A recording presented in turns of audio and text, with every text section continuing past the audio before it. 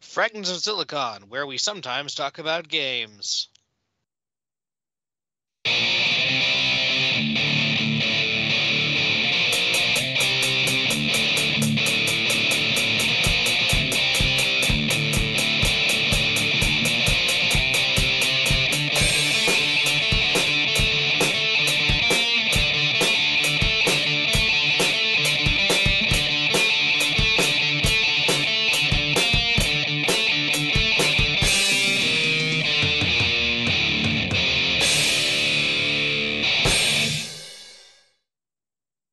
All right, welcome to another installment of Fragments of Silicon. I'm your host, Adam.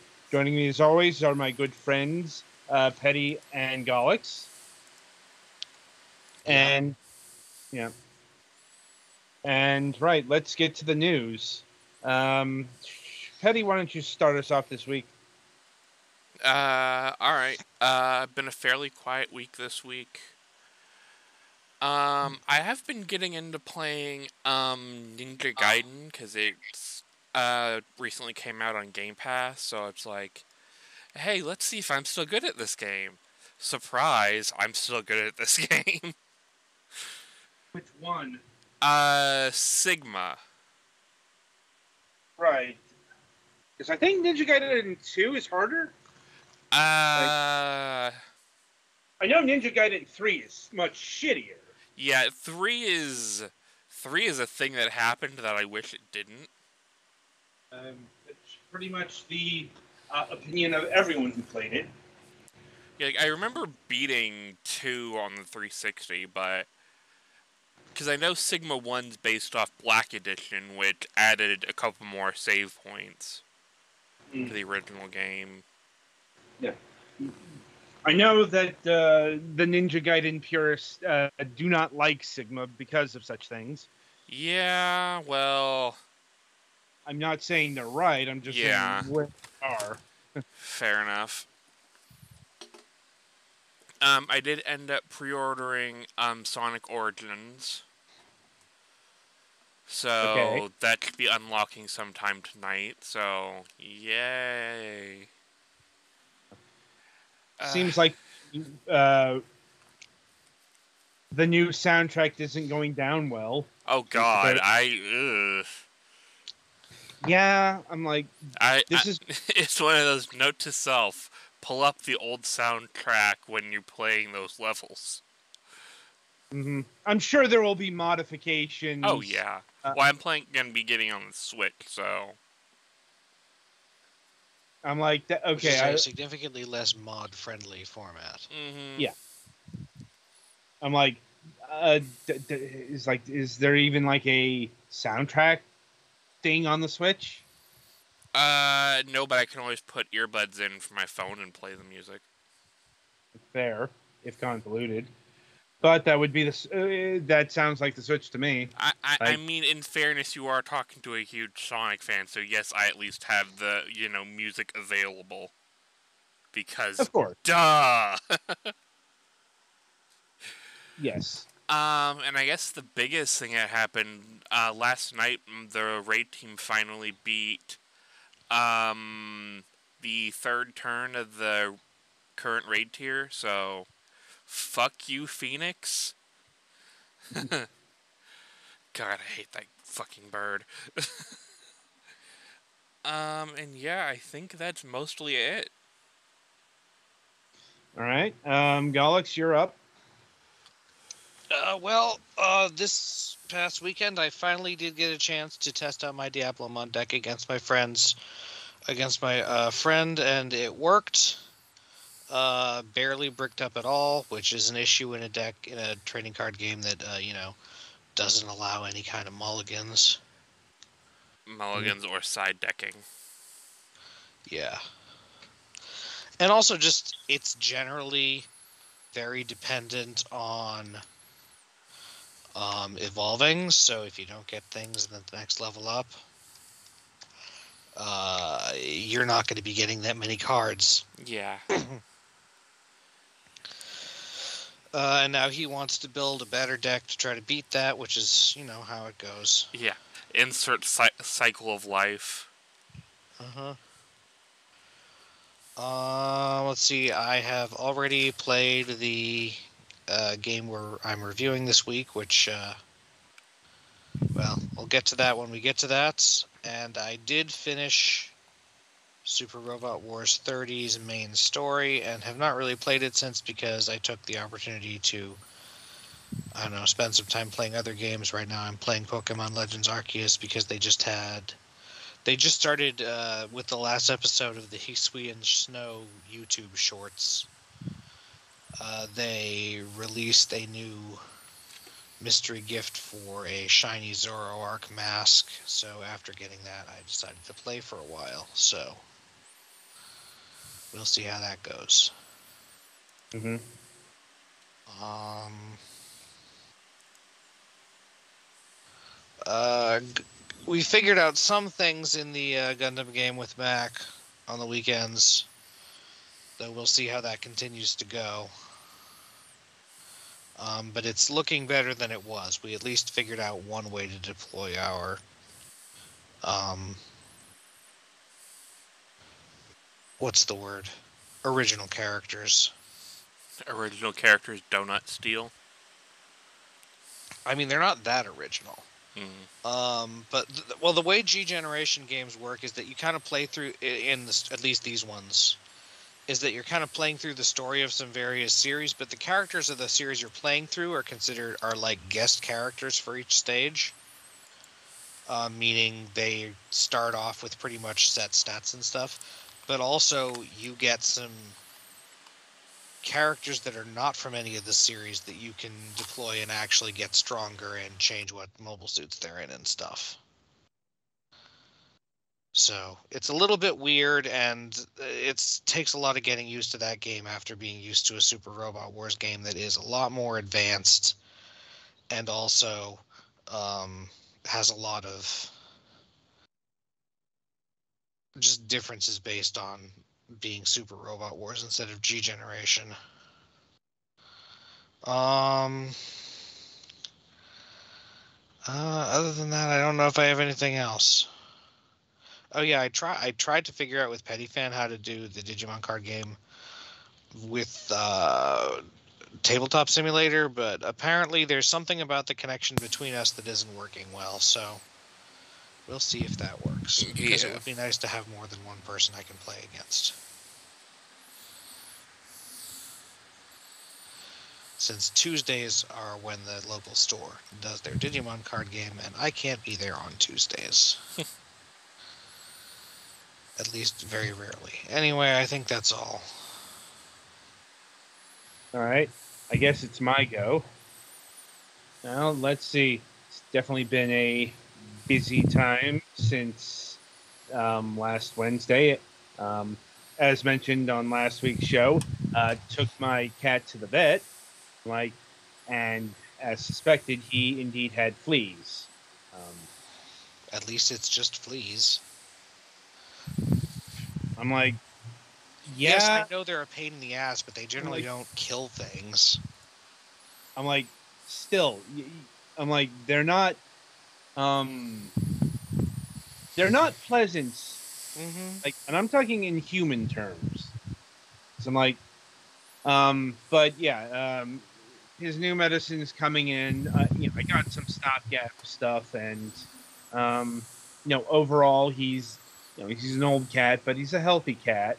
Um, though he was a bit underweight, so he was also prescribed some dewormer.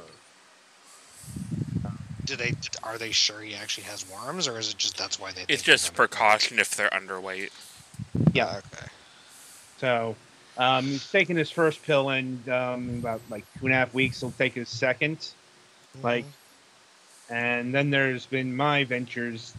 Well, today, like because as mentioned once again as mentioned last week, I finally and am in the process of getting this neck mass on my neck looked at.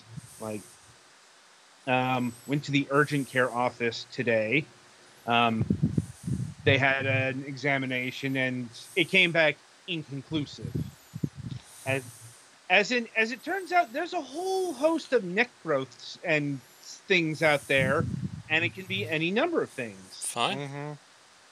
Yeah, and as far as if that means malignancy, some of them can be, but a lot of them are benign. It's anything from like a swollen lymph node, from an infection, to a cyst, to a benign tumor, to even cancerous stuff. I'm not shying away from that. Believe me, I've had a couple of cancer worries over this, but nothing about this seems to indicate cancer yet. But once again, in order to determine what it It would is, be what, thyroid? looking What glands are in your neck? I know there are some. There are lymph nodes in there. Yeah. By the way, there is a difference between glands and lymph nodes. Mm-hmm. Fair enough. Yeah. Glands are the things that help you secrete saliva. Lymph nodes are the immunoresponse system, for a gross oversimplification. I think they are still glands that secrete lymph, technically, but yeah. Yeah. What I mean is that is their specific job. When you say the lymph nodes, you mean the lymph nodes. When you're talking about glands, especially in this area, you're talking about the salivatory glands. Yeah. Yeah. So I got an appointment with my primary care physician. Finally got that set up. Got all the insurance issues cleared up. But that was fun. It was frantic. So he'll take an examination. Like, the urgent care office recommended an ultrasound, but we'll see how that goes.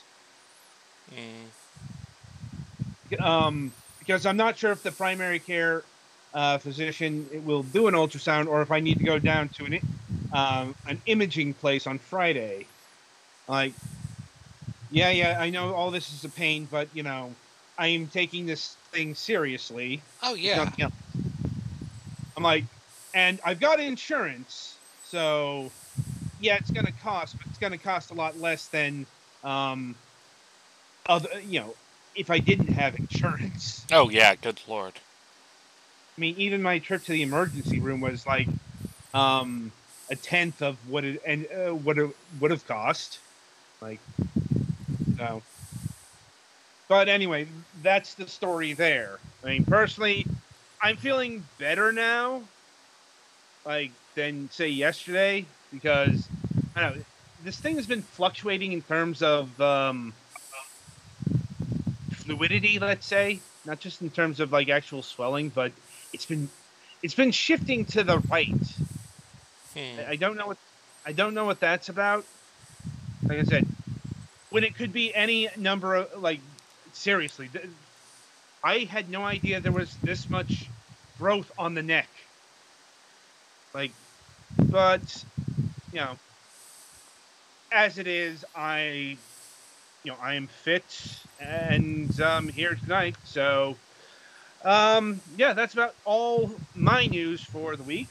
So, merrily, we shall roll along to the interview portion of the broadcast. And joining us this week is Christopher Mango of Acute Mango. Hey, thanks for having me. No problem. Right. So, I suppose the first question I have to ask before we start with anything else is, I'm assuming that the whole Mango angle, Cute Mango here, Mango Mischief, the game, that is because your last name is Mango? Yeah, that's definitely a large part of it. Absolutely. I mean, kind of growing up, it was always a point of conversation, and I kind of wanted to kind of run with that. Duly noted. It's just, I wanted to clarify if the game Mango Mischief has actual mangoes in it. Right. Yes, it does. It plays a particularly large role both in side quest and the main quest as well.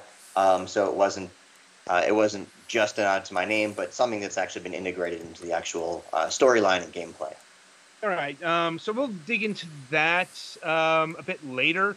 But first, we will do our traditional introduction, and that is how did you get interested in video games, both on a personal and a professional level? Sure. I mean, I first got introduced to video games through my mom and her Atari at a very young age, and then through playing some Nintendo, Super Nintendo, and ultimately my family got the N64 when I was 8. And from then, between N64 and Game Boy games, I was kind of sold on just playing games with my two younger brothers and playing with each other, growing up, competing, strategizing all the time. That kind of developed my/our love of gaming. And then over the next 30 or so years, it was just gaming, finding kind of niches and genres that I particularly like platformer games and RPGs. Hence why Mango Mischief is a JRPG. And that is kind of the development of my personal love for gaming. As far as the professional love, that was kind of by accident. Full disclosure, I'm a high school math teacher and a math tutor. 2 years ago, I thought it'd be interesting to attempt to make my own game, Mango Mischief, because with COVID happening and everything shutting down and my school switching to remote learning, all of a sudden I knew I was going to have a lot more time on my hands, not needing to commute, not being able to go out. And so I did kind of a pretty deep dive into YouTube videos and Google searches to see if there were any game engines that could actually be beginner friendly, because I do not have a background in computer programming or coding or any of the kind of sets of skills that I'd assumed for the longest time were necessary to make a game. Because growing up, there'd be games I loved and games I didn't love, and either way, there'd be things that I would, perhaps change if one day I could make a game. And so kind of the accumulation of my experiences in playing games personally and with my family and friends kind of led to me kind of casually brainstorming for a whole bunch of years, never really thinking anything was going to come to it. And then, when kind of everything closed down, I figured it was kind of now or never. And, I don't really have a bucket list, but if I did, getting to make my own video game would, be on that hypothetical bucket list. And so as far as professional goes, I mean, I made the game for fun originally. And then as I started to talk about it with not just my wife and family and friends, but other people who played RPGs and other video gamers who didn't play RPGs, people started asking me, hey, that's pretty cool. Can I play it? And, will you be, posting it on Steam or somewhere else? And, how much is it? And I kind of ran out of reasons to say that it was just going to be a personal passion project of mine. So it still is. But then I kind of learned a little bit of the professional side in terms of how to make an LLC for Acute Mango. If I'm going to actually sell it, I want to make sure I do my due diligence and learn about intellectual property and trademarking and copywriting. So it was just kind of a really fun dive into things that I was previously kind of ignorant about in terms of game development and kind of starting a business and kind of video game law and a whole bunch of things just kind of fell into place. And it's just been really, really fun to just learn. Like, gotta admit, that's not a common refrain on this program. Not so much the fun part, the fun of development doesn't really come up a lot. It's more the pain of development. But I mean, that's totally fair. For me, it's my first time, and so I was maybe because I've been so interested in trying it for so long, and then realizing that I actually have a little bit of access with a game engine that is kind of beginner friendly. So for me, it was more about just learning all of the ins and outs of the game development process. And obviously, finally having the game finished now is fantastic, and I just feel great about it. But for me, it was as an educator, you never stop learning anyway. And for me, it was just learning something that was outside of my comfort zone. And so I was pretty happy to kind of lean into the discomfort of game development and other things that I was legitimately intrinsically motivated in learning. Well, that's good. And how much time did it take you to create Mango Mischief here? It took me about 2 years. I think in New Jersey, pretty much everything closed down around mid-March of 2020. And not long after that, I kind of started putting some ideas together, putting some stuff into the RPG Maker MV, the game engine. And fast forward 2 years, March 2022, and by then I'm essentially finished, just kind of tinkering with tiny little things. So the better part of 2 years. Okay. And I assume that you are a solo dev. Yes. Okay. And so that included all aspects of game development, including the music. So RPG Maker's game engine comes with a lot of really, really useful default assets. And so I always looked at what the game engine kind of supplied first to see if I needed to actually create / invent / customize anything else. And to the point of the music, it had a really, really large variety of music that I already liked because I was going for like a retro style JRPG. And the music that they offered, took me back to Golden Sun, the early Final Fantasy games, Dragon Warrior, Dragon Quest, all of those games that I played growing up in like the Super Nintendo and PS1 era. So I actually stuck with.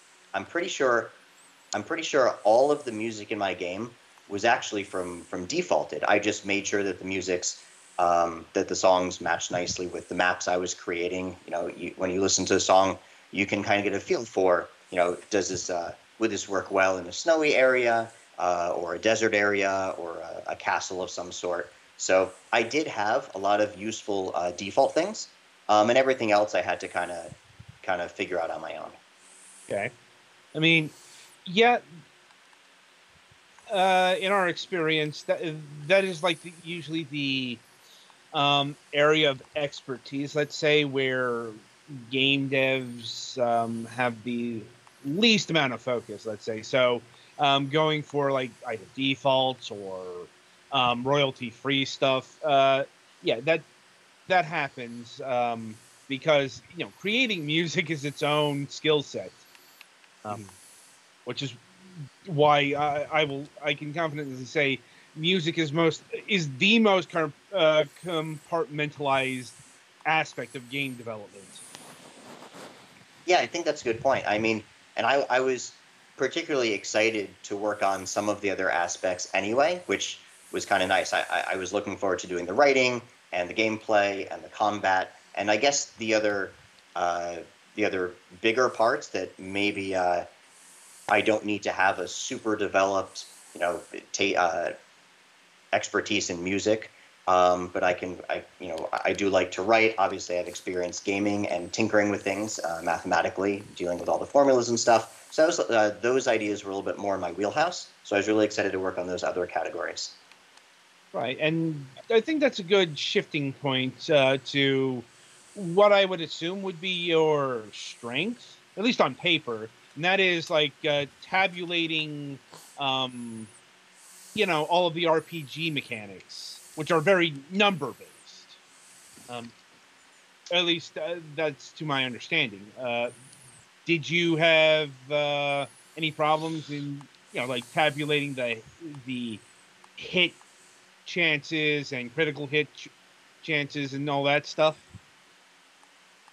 So for me, it was all about the problem solving anyway, because as it was like an introduction for me, it was always interesting to learn about what was needed in terms of like the formulas. You've got your attack and defense, all of the numbers that go into your character stats and the enemy stats, and how to make an attack particularly good, and especially if you want to scale up enemies over time. How do you balance the entire game in terms of combat? How do you make combat interesting skill wise and unique enemy ability wise, but also on top of that, how does the level up process work in general? So all of those are interesting problems that were fun to attack. So a lot of times when I'll talk about problems, I don't necessarily mean things that were particularly futile. But every single time I came across those things, either I was able to figure them out on my own, or I looked up some videos that had some useful information, or the RPG Maker community was just really supportive and inclusive of pretty much anyone interested in developing. So I would just ask a lot of dumb questions to people who were way better versed and better educated than I was about these specific topics. And so kind of combining all of those things, doing a lot of research and tinkering, ended up, I think, doing a pretty reasonable job at all of those mathematical, formulaic, tabular, as you pointed out, aspects. Okay. What was the part of game development that gave you the most problems then? So while the beginning part of my game is pretty linear because the 4 characters have to meet up, and there's a little bit of kind of getting used to how my style of game is going to work. The majority, which happens about like 35-40% of the way into the game till pretty much the end, the majority of the game is non-linear, where some of the bigger dungeons, once you become strong enough, there's 8 different dungeons, and I kind of put the challenge on myself to make it truly non-linear, because I know a lot of games, they say you can do the dungeons in any order, but one of the dungeons is clearly easier, or the other dungeons are locked away until you get the key item from a previous dungeon. So it's kind of a fake non-linear situation. And so one of the harder challenges I put on myself was finding a way to balance every dungeon, regardless of the order you do them in. It doesn't matter what the permutation is. We could each do the dungeons in a completely different order, and the monsters will still scale appropriately. And tinkering with all of that, making it non-linear, giving kind of the players the freedom, was a lot of work on my end. And in retrospect, I totally get why a lot of games are just linear. It's just way easier to say, all right, in this level, these enemies are going to be harder. In this level, these enemies are just going to be easier. So I think the non-linear challenge was one of the most difficult things on my end. Okay. Right. So we've talked a lot about the development of the game, but we should get into the game proper. And what is Mango Mischief beyond, a throwback to the 16-bit RPGs of yore? So there's a few different ways to answer that. So first of all, it has a layer of satire on it specifically. So I wanted to make a retro-themed JRPG, retro-style JRPG that kind of took me back to the games I really enjoyed, kind of getting lost in for the story and for the battle systems and everything. But I also wanted to add a layer of satire on it to kind of poke fun at some of the tropes and cliches that we kind of take for granted with typical RPGs.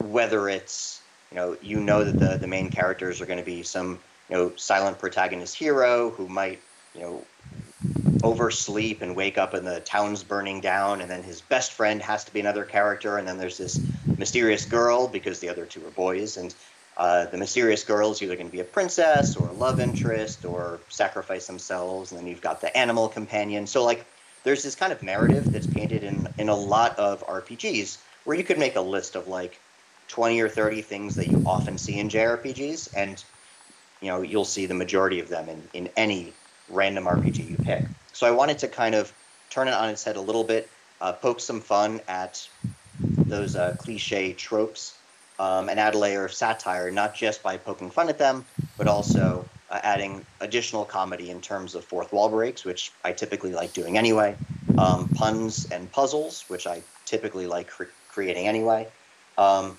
And then you have your characters with a specific plot device. In this case, it happens to be saving a king, gathering some items along the way, which again, we're poking fun at along the way. And so, yeah, it's kind of an adventure of with 4 different characters who each have their own reasons for trying to find the king. And you see some character development along the way, and of course they get stronger. And there's a lot of interesting sabotages and fourth wall breaks and character building. Indeed. And who are the characters? And how do they satirize the RPG tropes? Sure. So the individual characters themselves, the individual 4 main characters, aren't necessarily in and of themselves satirical characters, but based on their interactions together, based on what they experienced, who they end up talking to, the situations they end up finding themselves in. Those are kind of more where the satire comes in, especially when talking with NPCs. The first character you end up playing as is Marion. She's a young girl who's been kind of left at a daycare because her mother has to go essentially run errands and work with the king. And so after being left at the daycare for several days, Marion eventually, being lonely and not being able to make any friends at the daycare, she misses her mom so much that she kind of goes off and attempts to go to the castle where the king should be, but you later find out is not. And so you have a quick, maybe like 10, 15-minute introduction where you're playing just as Marion, and you basically, once you get to the castle, it'll switch over to the next character, because the general idea is you're going to play as the characters one at a time, and they'll each have their own motivations, which you learn through the story, for each going to the castle where they'll meet up. So after Marion, who's kind of the agile, physical, kind of thief slash hunter, assassin, rascal type character, then you get to play as Iraq for just a few minutes. And Iraq, he is looking for some sort of healing salve of some sort, something to heal his sick friend Rania. And even though he's going to be the light mage, or the white mage, or the healer of the group, or the buffer of the group, he hasn't developed those skills yet. So he figured he might as well go to the castle to see if the royal family has anything that that they can give him to heal his friend Rania. Then it switches over to Mero, who is a dark mage. You're going to have your dark spells, your elemental spells. There's 8 different elements in the game: fire, water, earth, wind, ice, thunder, light, and dark. And she's a teacher. But despite her being excited to be in the classroom, she also gets distracted very easily and likes to go off on little adventures and go hunt enemies for fun. And that kind of lack of responsibility leaves her students unsupervised, and she basically loses her job. And in an attempt to kind of regain some reputation, she heads over to the castle for certain reasons. And then it essentially skips to all 3 of them meeting each other for the first time, Marion, Iraq, and Mero, where they'll be introduced to one of the King's Knights, Sprig, who will end up being your 4th party member. He's kind of your tanky warrior class or knight class, swordsman, axeman, etc. And he's the one who eventually tells them that the king is actually missing. And he speaks to the queen, and the queen directs all 4 of them to go off and attempt to find the king if they're all willing. And they each have their own motivations for speaking to the king anyway, so they figure why not. And that kind of is the very, very short introduction to, I guess, the premise of the game. Right. I'm not sure if we can actually explore this question because of spoiler territory, but any insight on the antagonists of this story? So the antagonist is, well, the antagonist slash antagonists, they're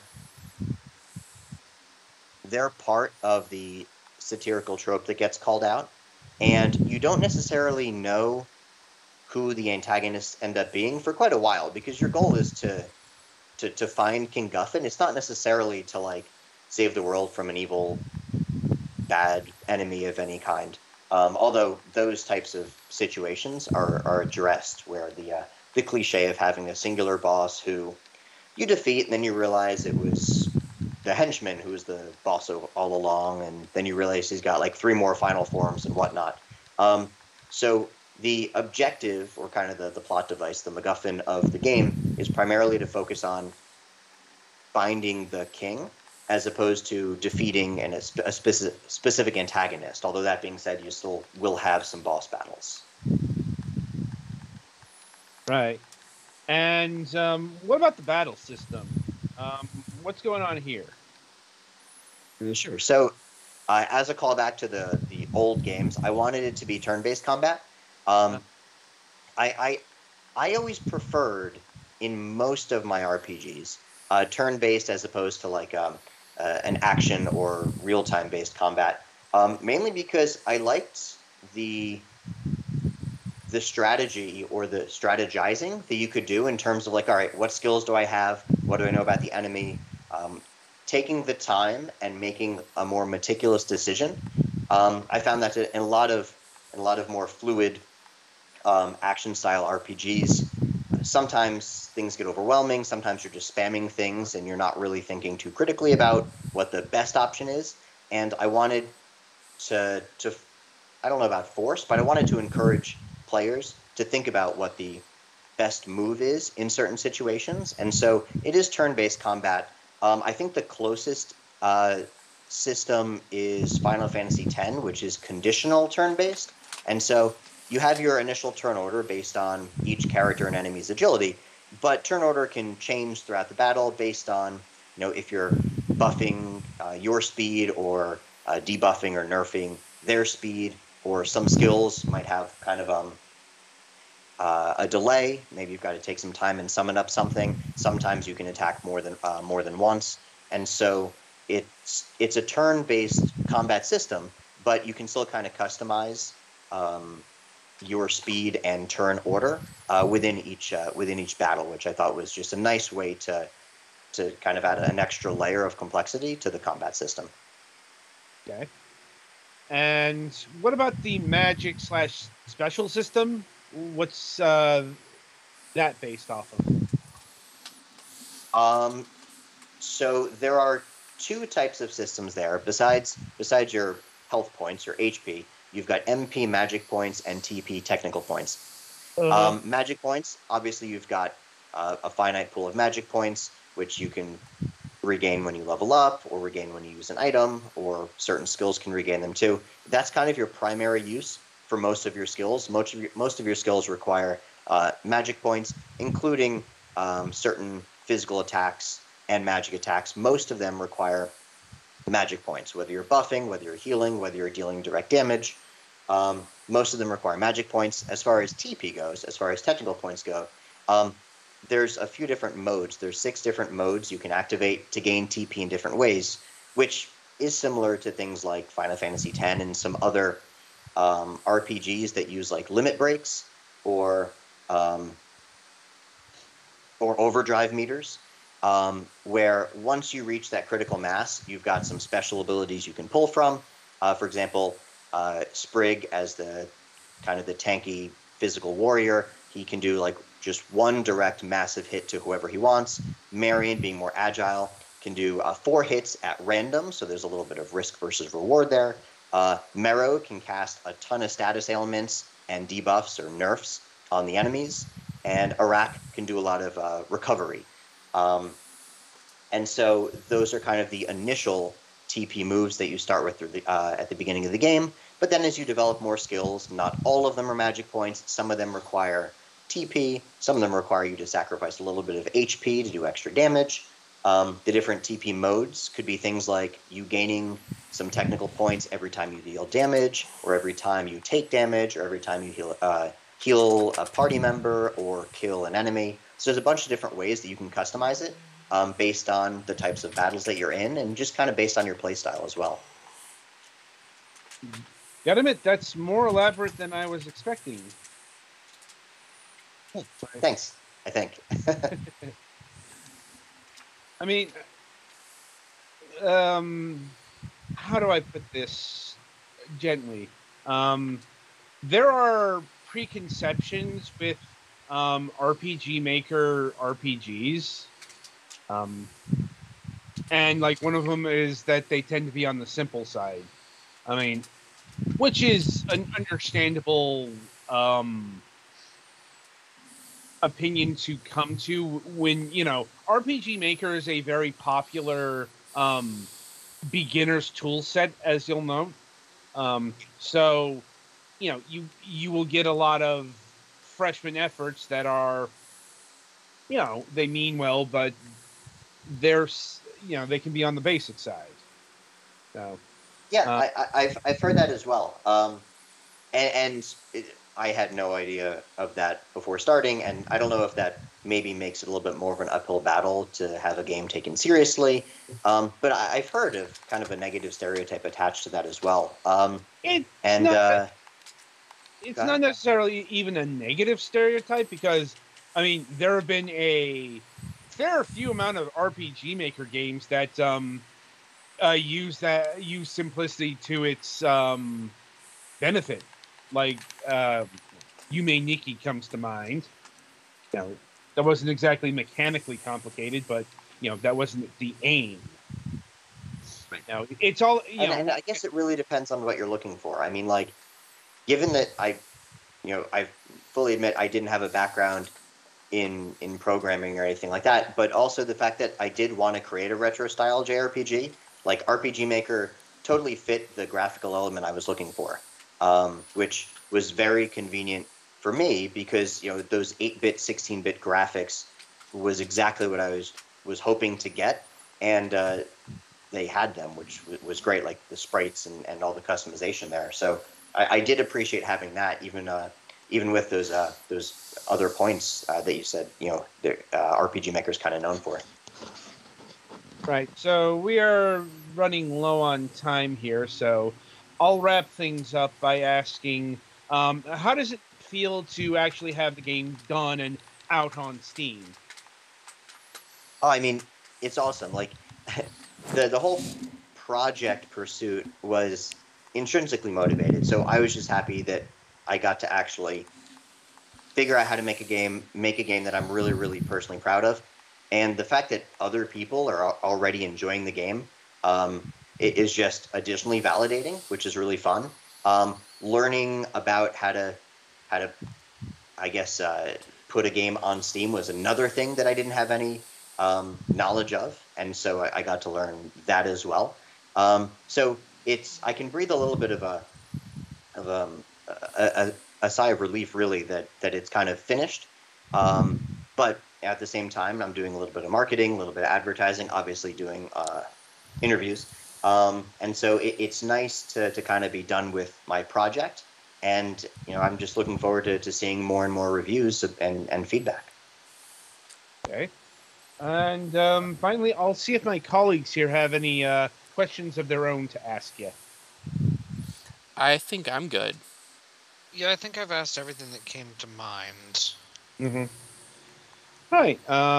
So, Chris, I want to thank you for taking time out of your schedule and being with us here tonight and telling us all about your game. It was Yes. lovely. It's my pleasure. Should I plug my stuff, my social media and Steam and stuff? Please It's do. okay.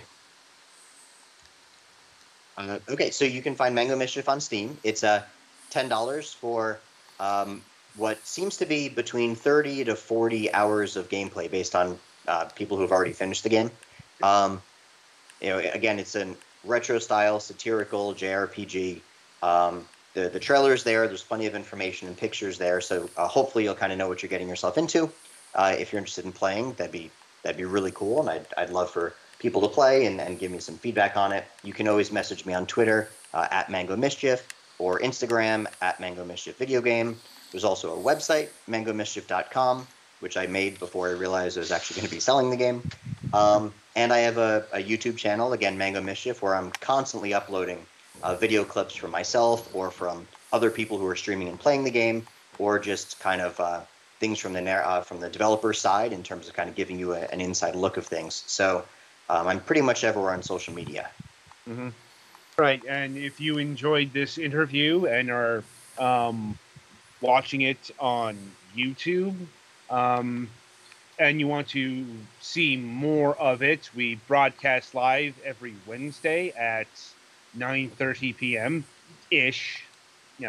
It's usually that time. Sometimes it might be delayed a bit due to technical errors. We record these live. But it's the Fragments of Silicon Twitch page, and be sure to hit the subscribe button and the notification bell, so when we go live, you will be notified of that action. And Petty, play us to the next segment.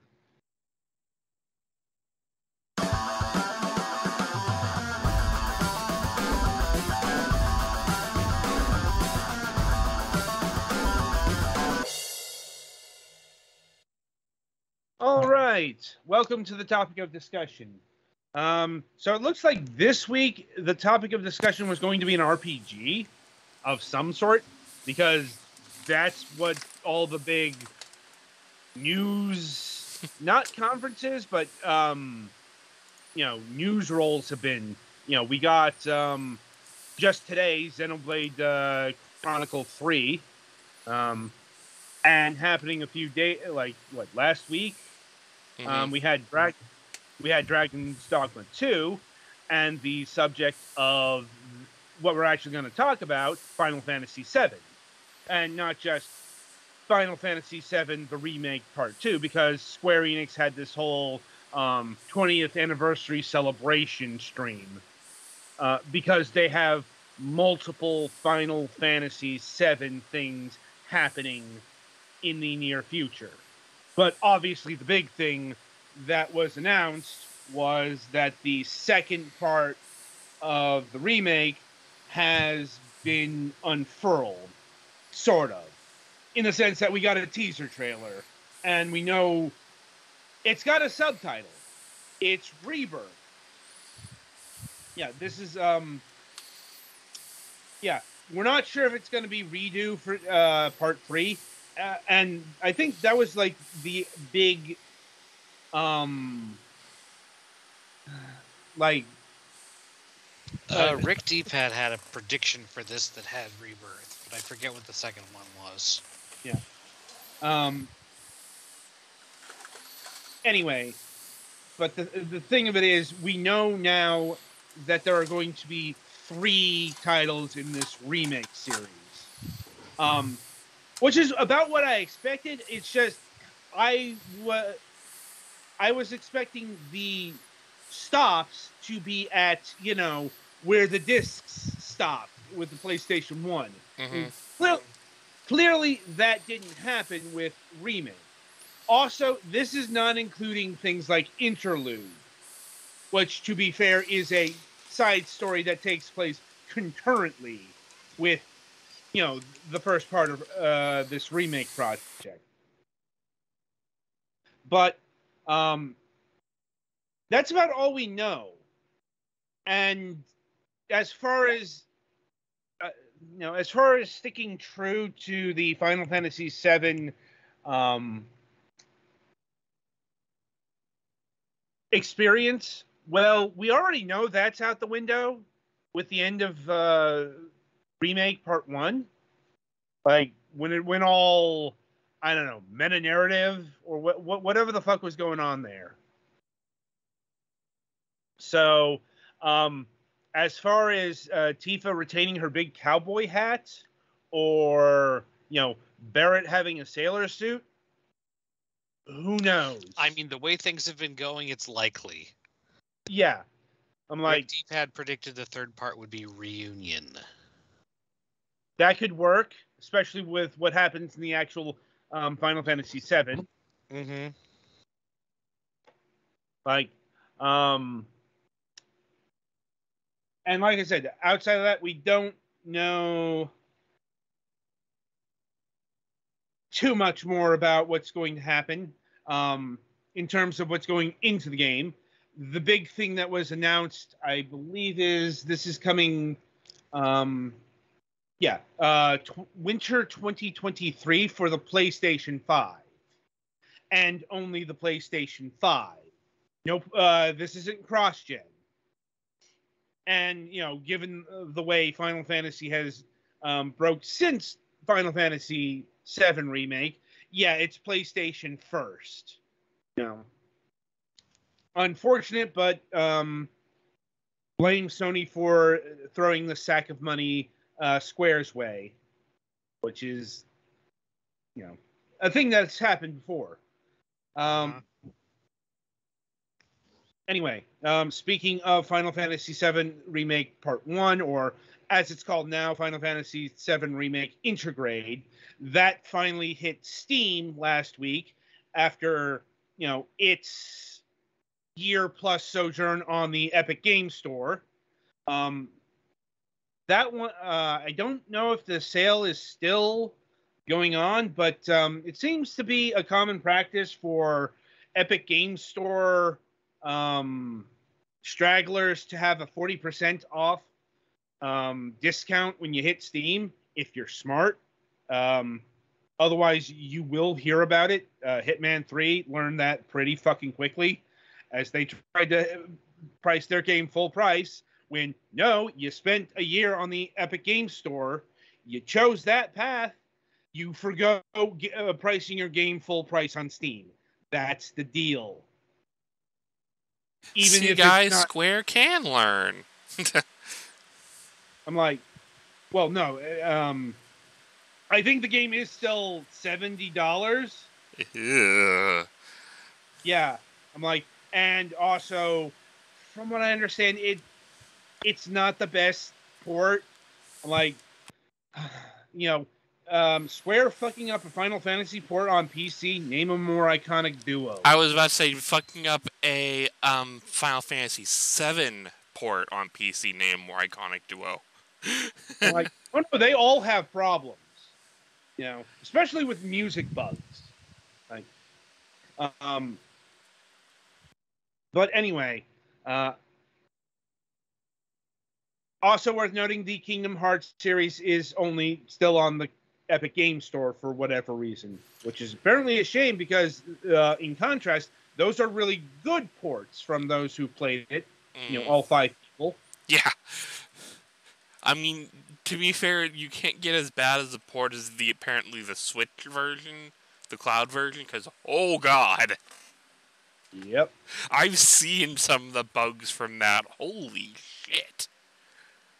And the other big announcement from the Final Fantasy VII stream was Crisis Core, the Final Fantasy VII game on the PSP, is getting a remaster.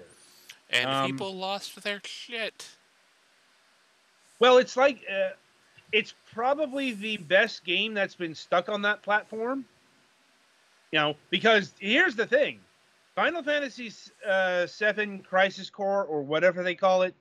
Well, they're calling it Crisis Core Final Fantasy VII Reunion. Of course they are. I mean, it's a Square title. But then again, if they use Reunion there, they might not use it, so who knows? Yeah. It's an open question. But my point is, this is the first time this game has gotten re-released. In contrast to some other popular PlayStation portable games, this never got a PlayStation 2 version. It never saw a PlayStation 3 version. It's never seen anything but it released on the PlayStation Portable. And I also remember back in the day, controversially, it never got a digital release on the PlayStation Store, which is, let's say, less of a concern now, where the PlayStation Store no longer exists.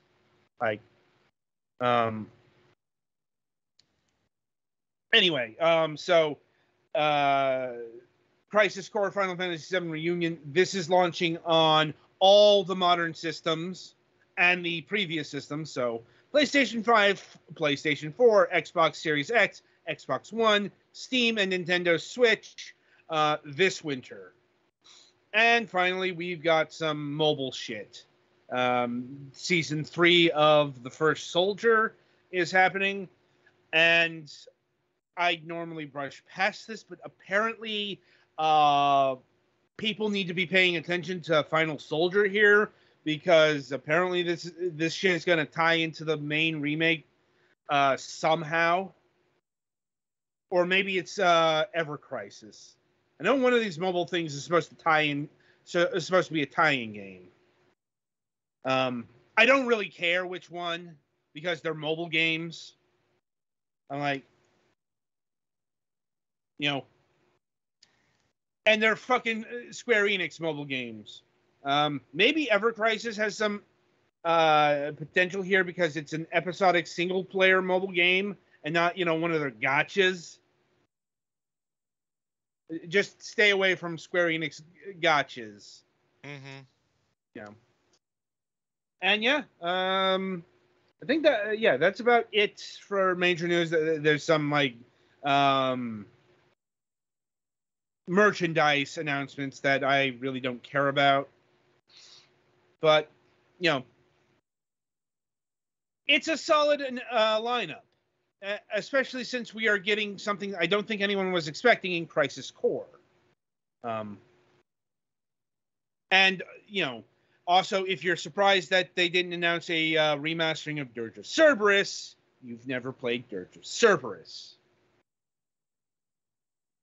Are you implying that the Vincent and Yuffie show, starring people whose name is Color the Color in 3 different languages, isn't good? I might be, yeah.